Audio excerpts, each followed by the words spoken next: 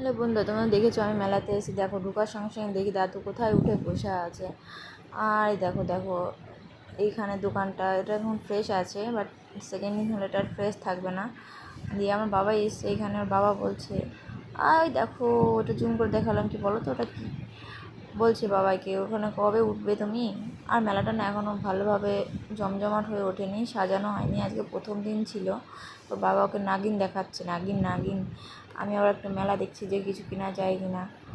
আমি আর বাবাকে বলছি ব্লগ নেবে, ব্লগ, ও বলছে না। আমি আবার একটু ব্যাগের দোকানে আসলাম। আর এবার খেলনাটা পেয়ে দেখো কি খুশি, কি খুশি না হয়েছে। দেখো দেখো পুক পুক পুক করে আওয়াজ করছে আবার।